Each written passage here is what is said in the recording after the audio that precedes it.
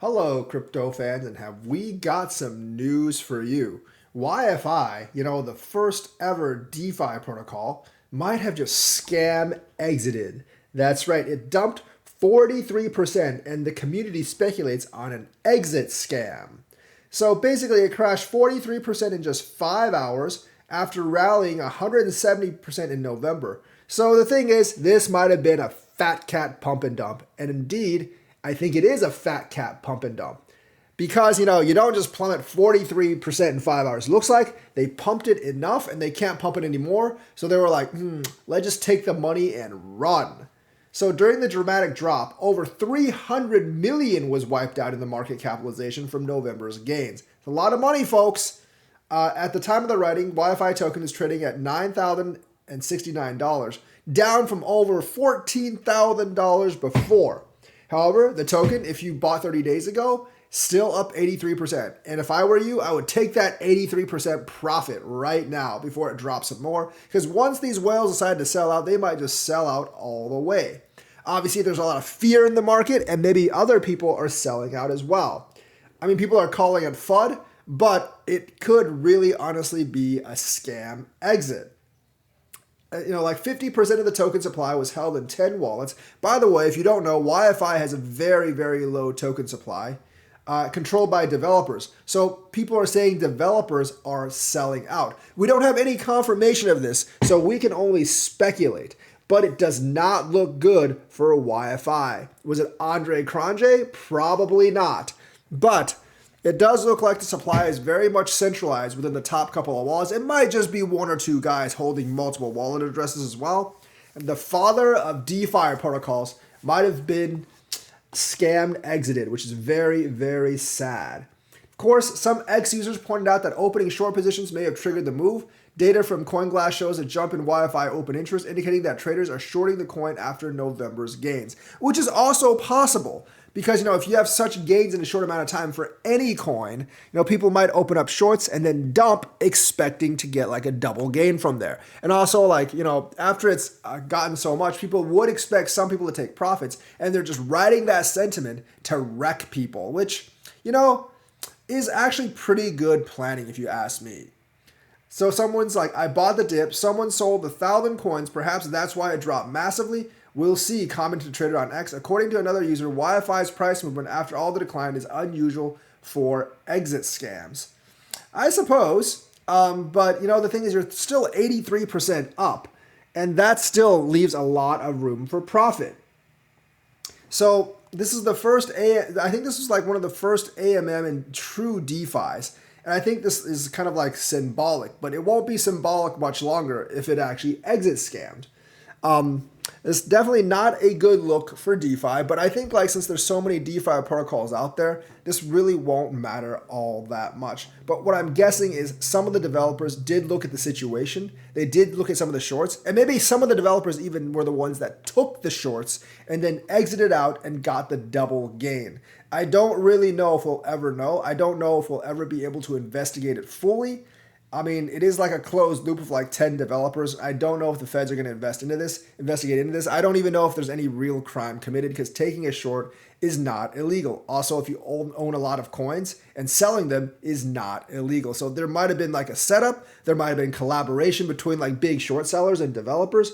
And the fact that it was hyper overpumped, some people were probably going to sell anyways. So YFI, maybe scam exit, maybe just market movement, but leaning towards some scam exit of developers. Let me know what you think on that. In other news, Cardano founder Charles Hoskinson has given an invitation for Sam Altman, the guy that just got fired at OpenAI, to join Cardano. And of course, he said that they're going to create an army of Cardano bots to take over the world from the Cardano blockchain and make everyone bow to the mighty Charles Hoskinson. And those who will not bow to him will be destroyed. And then Hoskinson woke up. But outside of that, he does actually want Sam Altman to basically help him with his big language model, which is actually going to be fairly significant in the world of crypto. So he wants Sam Altman to join a decentralized big language model, or BLM, on the Cardano partner chain. And of course, this comes after Cardano announced that the Polkadot stack will be used on the public chain. And yeah, he wants to develop the LLM, and it's going to be a significant development in the blockchain industry as it will enable the creation of decentralized applications that can process natural language inputs and outputs. It'll be built on the Cardano blockchain, which would actually bolster the reputation of Cardano and hopefully make the price go up. So, he really seems to want to work with Sam Altman. I think Sam Altman would give a lot of weight, more credibility to Cardano. So I definitely see this as a good thing because Sam Altman is a well-known entrepreneur, and obviously everyone knows him because of OpenAI. Charles Hoskinson inviting Sam is a significant development for the Cardano partner chain and the blockchain industry as a whole. LLM is expected to be a game changer for decentralized applications, and Altman's involvement would help accelerate the development. And obviously, Altman's involvement would help accelerate the credibility of the development as well. So I'm interested to see if Sam Altman will actually join or not. I definitely think it would be a really good event for Cardano if he did join, bolster Cardano's AI angle and development angle. And I think some of that AI money might actually come into Cardano if Altman actually joined. Now, the whole bit about making a bunch of Cardano bots to rule the world, that's going to be a later stage of the plan. I swear, I saw it in the white paper. It was in the white paper, but several years down the line. So if Sam Altman joins, prepare for a world that's dominated by Cardano bots where everyone has to bow down to the mighty Charles Hoskinson or be destroyed at their own risk. So yeah, pretty good development for Cardano anyways, and it could be an impetus for a pump if Sam Altman actually accepts. I just don't really know if he's going to accept the offer from Charles or not. And of course, the US SEC has delayed multiple Bitcoin and Ethereum ETF applications today. This came as zero surprise because the deadline is actually in January. People think there's a 90% chance that it'll get accepted by then, and they're going to delay it until the very, very last minute. Most pundits and analysts kind of expected this, but I think a couple of really big optimists thought that we might actually get an ETF yesterday. And I was hoping we'd get one too, but realistically in the back of my head, pretty much knew it was going to be until January 9th or 10th. Has not resulted in a big sell-off. Why? Well, because everyone knows it's going to get accepted sooner or later. So why sell off now before it gets accepted? Yeah, there's just no surprise here at all. And basically, they delayed both the Bitcoin and Ethereum applications. My guess is they're probably going to accept the Bitcoin ones first, because the Bitcoin ones were filed like half a year before the Ethereum ones. And of course, the SEC, for some reason, especially Gary Gensler, he really, really doesn't want a Bitcoin ETF for whatever reason. The SEC says it will also be pushing back its decision on crypto firms Grayscale's bid for an Ethereum futures ETF. But I think that's a little late because they already approved one from someone else. And of course, the SEC's comments were as follows. The Commission is extending the 45-day time period. The Commission finds it appropriate to designate a longer period within to take action on the proposed rule change so that it has significant time to consider the proposed rule change and issues raised there within. They just don't really want an ETF. Probably because they're fat cat masters.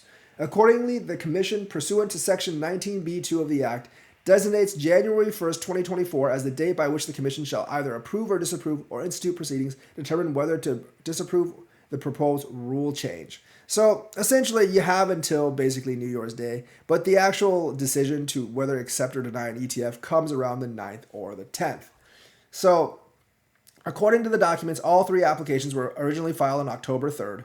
And of course, because they denied, they've already denied two this week, this comes as absolutely no surprise. I would have been shocked if they actually let one through yesterday or this morning. And now the window has actually closed, and they have another 45 days to determine whether we get an ETF or not.